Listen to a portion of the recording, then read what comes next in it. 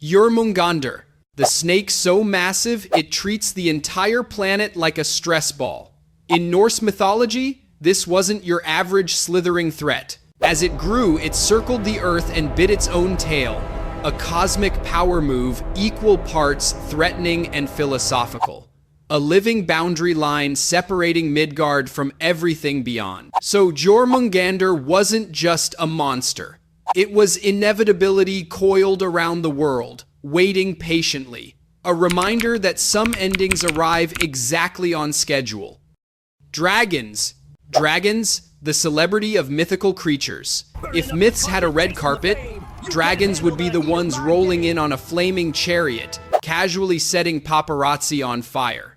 In Europe, they were the ultimate villains, winged reptiles with anger issues and even worse manners. They hoarded gold, kidnapped princesses, and made knights feel important.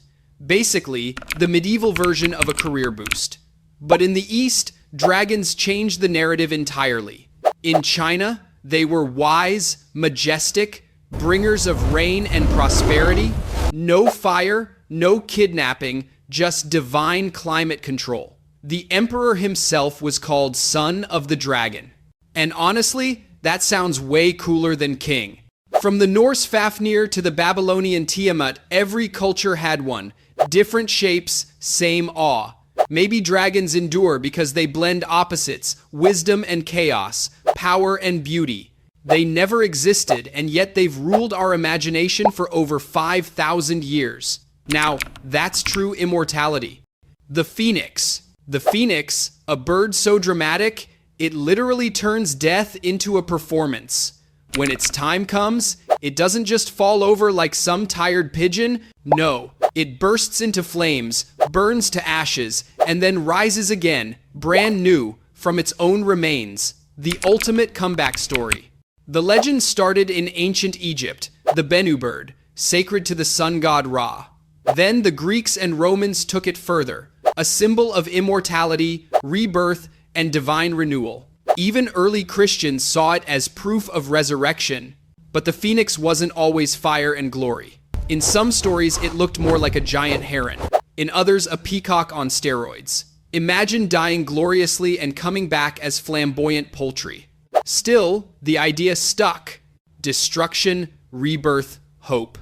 From ancient temples to tattoos and sports logos, the phoenix keeps rising because deep down, we all want to believe we can too. The unicorn, a horse with a horn. Sounds simple, yet somehow it became one of the most powerful symbols in human history. In medieval Europe, unicorns were said to be so pure that only a virgin could tame them. Convenient myth for poets and priests, less convenient for the poor girls dragged into forests as bait. But unicorns weren't born in Europe. Ancient India and Persia mentioned them first, likely inspired by travelers who saw rhinos and got creative. Greek historians swore they were real because nothing says science like describing a magic horse from hearsay. The famous horn or alicorn was said to cure poison, disease, even evil itself. Renaissance royals paid fortunes for them. Spoiler, most were narwhal tusks. Yes, kings were flexing with whale teeth. So, the unicorn became purity, power, and expensive nonsense. And centuries later, we still chase it. From medieval tapestries to billion-dollar startups, the Chimera, the mythological definition of doing way too much. Part lion, part goat, part serpent. Basically a biological what the hell, all rolled into one nightmare. According to Greek legend, it prowled around Lycia, breathing fire, torching fields, and turning heroes into all-you-can-eat barbecue until Bellerophon showed up, pulled up on Pegasus, and skewered the thing right through the heart. Peak hero moment.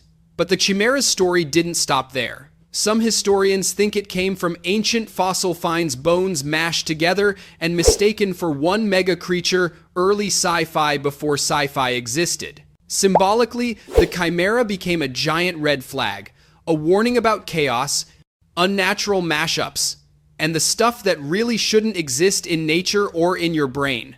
Even today, Chimera is what we call genetic hybrids, lab screw-ups, and impossible dreams. It never existed. yet it still haunts our language, our fears, and our obsession with making monsters. Because sometimes, the scariest creature of all is imagination itself.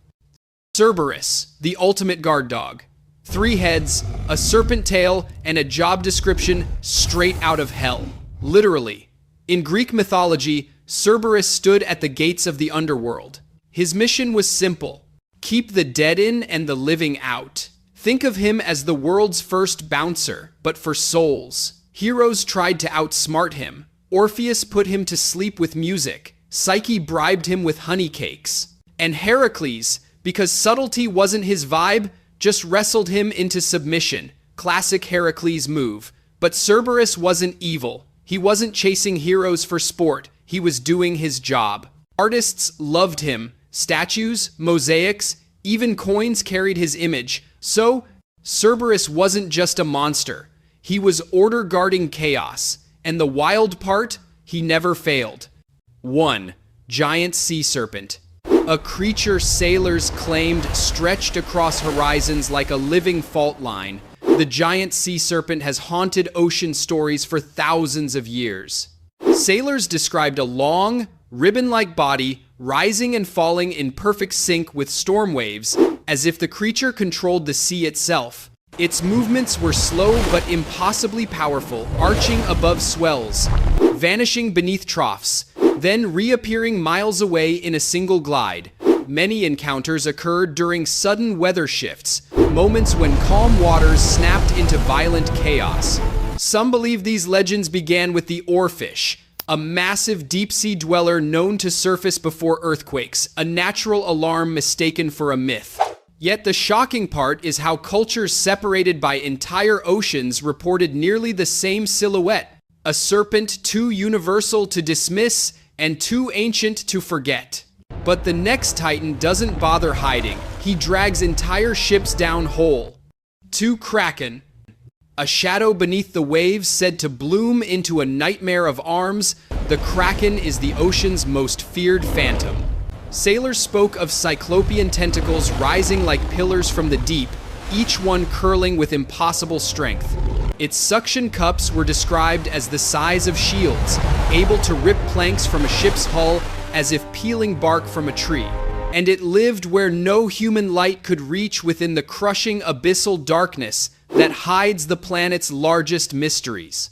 Giant squid remains washing ashore in the 18th century fueled these legends, giving sailors their first glimpse of something monstrous and real. But the irony is, the scars carved into sperm whales hint at battles with creatures even bigger than the Kraken of folklore. A beast that turns oceans into battlegrounds. But further east, ancient sailors whispered about a spirit shaped entirely from dread. 3. Umibozu. A towering black silhouette rising silently beside lone ships. The Umibozu is one of the ocean's most unsettling legends. Sailors described a smooth, monk-shaped head emerging from pitch-black waters, its surface reflecting the moonlight like wet stone. It had no visible face, only 2 pale, ghostly eyes that hovered above the waves, unblinking and unreadable. And it appeared only on moonless nights, when even the horizon vanished, making its arrival feel less like a creature and more like a warning carved from darkness. In Japanese folklore, the Umibozu curses sailors who disrespect the sea, tipping boats or dragging them under as punishment for arrogance. Yet the haunting part is how its silence frightened sailors more than any roar, because silence meant judgment. A ghost of the deep that punishes arrogance. But from ancient scripture rises a creature whose scale defies imagination itself. 4. Leviathan. A cosmic sea beast, described as too vast for any world to contain. The Leviathan stands as one of mythology's ultimate embodiments of chaos. Ancient accounts describe armor-plated scales layered like iron shields, each one said to be impenetrable even by divine weapons. Its breath was rumored to boil oceans, turning entire coastlines into clouds of steam, and its strength was portrayed as so immense it could bend mountains or shatter the foundations of the earth itself. A myth so large it swallows entire eras. But in Southeast Asia, Another serpent blurs the line between monster and human. 5. Naga. A serpent spirit said to rule underwater kingdoms of gold and memory, the Naga stands at the crossroads of myth and divinity. Descriptions portray them as half-human, half-serpent beings whose bodies coil through rivers, lakes, and hidden realms beneath the earth. They dwell in places where water meets mystery, appearing as guardians or omens depending on the hearts of those who encounter them. Known equally for wrath and protection, they were believed to unleash floods or grant prosperity, shifting between roles as easily as water changes its shape. In Hindu and Buddhist mythology, Nagas guard sacred treasures, ancient relics, and powerful secrets, making them symbols of both danger and spiritual authority. A creature proving that power doesn't always choose cruelty. But the next one isn't bound to myth at all. He emerged from literature into living legend. 6. Moby Dick.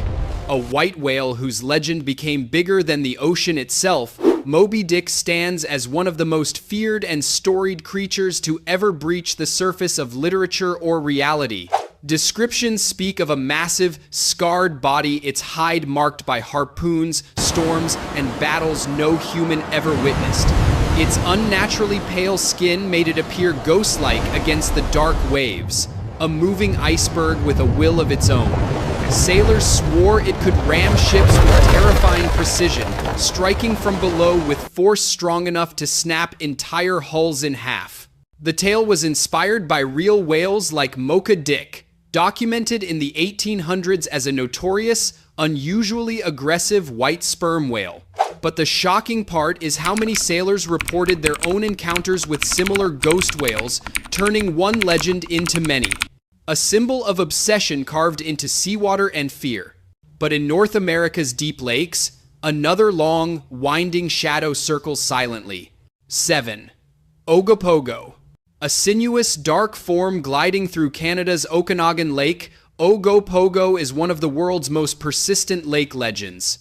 Witnesses describe a multi-humped body rising and dipping in rhythmic waves, each hump sliding through the water like a gigantic living wave. Its skin is said to be dark green and eel-like, glistening just beneath the surface before vanishing in a single serpentine motion. Despite living in a calm freshwater lake, its movements are swift, long, smooth arcs that suggest something powerful lurking below.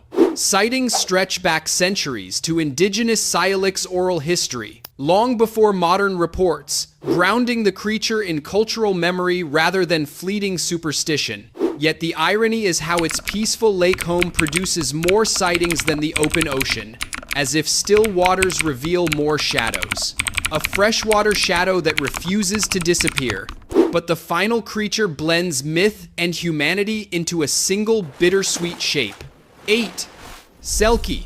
A seal that steps onto land and becomes human with a single motion, the Selkie is one of folklore's most enchanting and heartbreaking sea beings.